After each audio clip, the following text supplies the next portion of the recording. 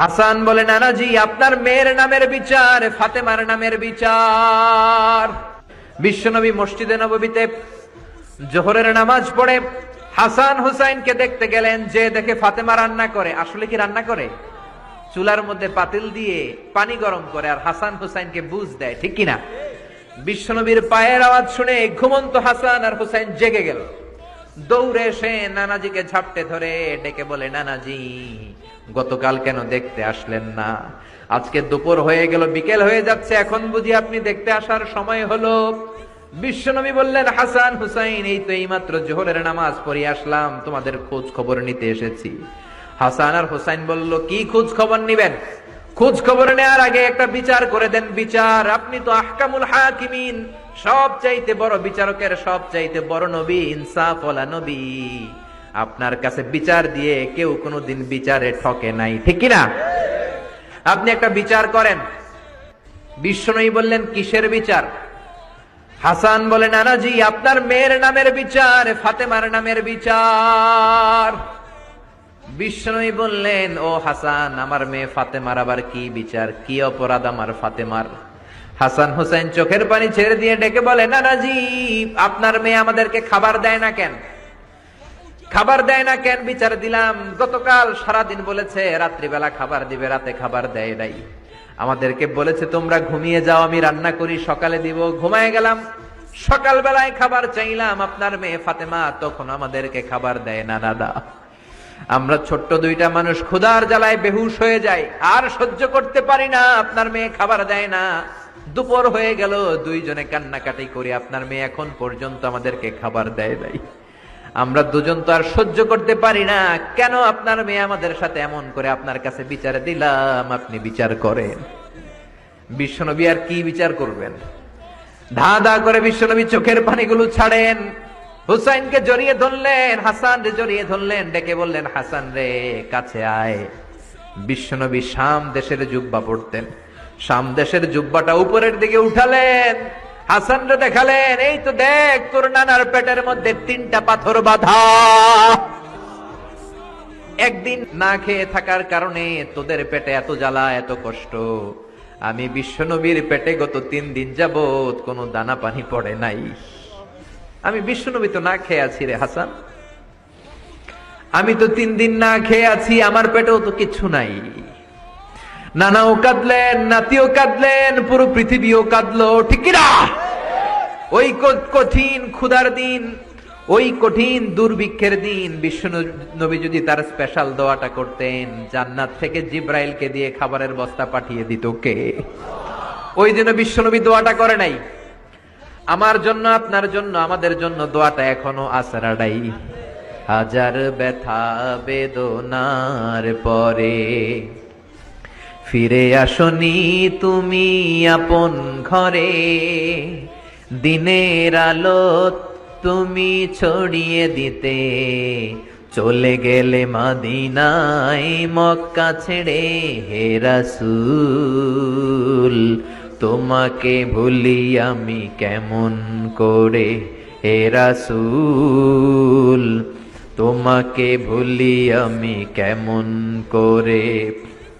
খেয়ে না খেয়ে দিন প্রচারের কাজে নিজেকে দিয়েছ বিলিয়ে, তায়েফের কাফিরেরা চিনল না সে আলো, দুষ্ট ছেলেদের পিছু দিল লেলিয়ে। পাথরের আঘাতে ক্ষত বিক্ষত হয়ে সারা শরীর থেকে রক্ত ঝরে। হে রাসূল তোমাকে ভুলি আমি কেমন করে, হে রাসূল তোমাকে ভুলি আমি কেমন করে। পড়েন আল্লাহু আকবার। কি দিল দরিয়া নবী ছিল, নিজের বিপদের কথা ভুলে গিয়ে, নাতির বিপদের কথা ভুলে গিয়ে, ফ্যামিলির কথা ভুলে গিয়ে উম্মতের জন্য কেঁদেছে, ঠিক কিনা? গোটা বিশ্বের জন্য শিক্ষা এনেছে, সভ্যতা এনেছে, আমাদেরকে ভদ্রতা শিখিয়েছে। আর ওই নবীরে গালি দেয় এরকম কিছু ব্লগার বাংলার জমিনে আছে না নাই? তারা মানুষ নাকি শয়তান?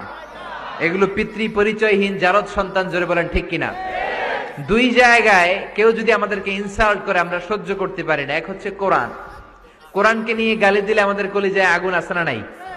বিশ্বনবীরে গালি দিলে কলিজায় আগুন ধরে যায়। যদি না ধরে যায় তুমি মুমিন নাও, তুমি মুনাফিক। চিল্লা এখন ঠিক কিনা? বিশ্বনবীরে গালি দিলে কলিজায় আগুন লাগে? কলিজায় আগুন লাগে মুসলমান? কার কার লাগে? দু হাত উঁচু করে আল্লাহর দেখা। লিল্লাহে তাকবীর, লিল্লাহে তাকবীর, লিল্লাহে তাকবীর। আল্লাহ আমাদের হাতগুলোকে কবুল করে নেক। আমরা পড়ি আমিন। আর জোরে পড়েন আমিন। এজন্য বিশ্বনবীর সুন্নাহ আমাদের আসল সম্বল। বিশ্বনবী যে শিক্ষা আমাদের কাছে রেখে গিয়েছেন সেটাই সম্বল, ঠিক কিনা? বিশ্বনবীর আগের গুনাহ মাফ, পরের গুনাহ মাফ। তারপরেও তিনি আল্লাহর কাছে যখন দোয়া করতেন, ছোট্ট বাচ্চার মতো হাউ মাউ করে কেঁদে দোয়া করতেন। আমরা করি? আমাদের কান্না সেই না? এত পাষাণ আমাদের হৃদয়, এত আধুনিকতার মধ্য দিয়ে আমরা সময় কাটাচ্ছি। সোশ্যাল মিডিয়ার ভেতরে আমাদের এত সময় দেয়া হয়। এই সোশ্যাল মিডিয়া আমাদেরকে ঘুমাতে দেয় না, আমাদেরকে স্বাভাবিকভাবে চলতে দেয় না, আমাদের অন্তরটাকে নরম হতে দেয় না, ঠিক কি না? আমাদের কান্না আসে না, আমাদের হৃদয় পাষাণ হয়ে গেছে, আমাদের হৃদয় নরম হয় না। অন্যের দুঃখে আমরা দুঃখ পাই না, অন্যের দুঃখে যারা দুঃখ পায় না তারা মানুষ হতে পারে না, ঠিক কি না? ছাগলের পেট থেকে বেরোলে ওইটারে আমরা বলি ছাগল, গরুর পেট থেকে বেরোলে আমরা ডাকি গরু, মুরগির পেট থেকে বেরোলেই সেটা মুরগি হয়ে যায়। কিন্তু মানুষের পেট থেকে বেরোলে সেটা মানুষ হয় না, ওইটারে মানুষ বানাতে হয়, ঠিক কি না? এই দুনিয়া এখন তো আর সেই দুনিয়া নাই, মানুষ নামের মানুষ আছে, দুনিয়া বোঝাই, সেই মানুষের ভিড়ে আমার আসল মানুষ নাই, ঠিক কিনা? আসল মানুষের বড় অভাব। অন্যের দুঃখে কাঁদবে, অন্যের জ্বালা নিজের অন্তরেও জ্বালার সৃষ্টি করবে, সেই মানুষ আর নাই, ঠিক কিনা? বিশ্বনবীর আগের গুনাহ নাই, পরের গুনাহ নাই, তারপরেও মুনাজাতে হাউমাউ করে কাঁদতেন। তিনি দোয়ায় বলতেন, আল্লাহ ইন্নী আব্দু কবনু আব্দি কবনু আমাতিক নাসিয়াতি বিয়াদিক। ও আল্লাহ, আমি আপনার গোলাম, গোলামের ঘরের গোলাম, বান্দির ঘরের গোলাম। আল্লাহ আমি আপনার গোলাম, গোলামের ঘরের গোলাম, মানে আমার বাপ আব্দুল্লাহ আপনার গোলাম, আমরা গোলাম বংশের। সুবহানাল্লাহ। গোটা বিশ্বের শ্রেষ্ঠ মানুষটা নিজের গোলাম বলতে দ্বিধাবোধ করতো না, বলতো আমি আপনার গোলাম, গোলামের ঘরের গোলাম, বান্দির ঘরের গোলাম, নাসিয়াতি বিয়াদিক, আমার মাথার চুলের ঝুঁটি আপনার হাতের মুঠোয়, আমার চুলের ঝুঁটি আপনার হাতের মুঠোয়, গোলামের মতো যেখানেই টানবেন আমি ওখানেই যাব। আল্লাহু আকবার। এই ছিল বিশ্বনবীর বিনয়। নিজেকে গোলাম বলতে স্বাচ্ছন্দ্য বোধ করতেন, কোনোদিন জীবনে অহংকার করেন নাই। কোনদিন বিশ্বনবী কারোর সাথে মুসাফা করতে যে নিজে আগে হাত টানেন নাই, যতক্ষণ না ওই লোকটা তার হাত টেনে নিয়েছে। সুবহানাল্লাহ। আর বিশ্বনবীর হাত ছিল আলিয়ানু মিনাদ দিবাজ, রেশমের কাপড়ের চেয়েও নরম। সিল্ক চিনেন? সিল্ক, সিল্কের কাপড়ের চেয়ে বিশ্বনবীর হাত ছিল নরম। এই নরম হাত মুসাফার মধ্যে যে একবার পাইতো কেউ ছাড়তে চাইতো না, ধরেই রাখতো। আর বিশ্বনবী নরম হৃদয়ের নবী, কেউ যদি না ছাড়ে বিশ্বনবীও ছাড়তেন না। সুবহানাল্লাহ। ওই নবী মুনাজাতে কাঁদতেন। এজন্য ভাইরা এই কথা বললেন না আল্লাহ আমার দোয়া শোনে না, আপনি দোয়ার মতো দোয়া করেন নাই, এজন্য শোনে নাই, ঠিক কি না? দোয়া কবুল হওয়ার রহস্য হচ্ছে চোখের পানি। বিশ্বনবী বললেন, দুইটা চোখের পানি আল্লাহর কাছে সব চাইতে সেরা। এক হলো জিহাদের ময়দানে রক্তের ফোঁটা, দ্বিতীয় হলো আল্লাহর ভয়ে মোনাজাতের মধ্যে চোখ থেকে বেয়ে বেয়ে পড়া পানির ফোঁটা। আবার বিশ্বনবী বললেন, অনুশোচনার চোখের পানি চোখ দিয়ে নাকের ডগা বেয়ে বেয়ে জমিনে পড়ার আগে ওই দোয়াটা কবুল করে নেয় কে? এজন্য চাওয়ার সময় নিজেরা ছোট করেন, বলবেন আল্লাহ আমি আপনার গোলাম, গোলামের ঘরের গোলাম, বান্দির ঘরের গোলাম, আমার চাইতে ক্ষুদ্র ছোট কেউ নাই, এমন কোন গুনাহ নাই আমি করি নাই, তুমি ছাড়া আমারে পার করার কেউ নাই, ঠিক কিনা? এরকম দোয়ার মধ্যে নিজেরে ছোট করে দেন, আপনার দোয়া কবুল করবে কে? এজন্য সব সময় চাইবে একজনের কাছে, তিনি কে?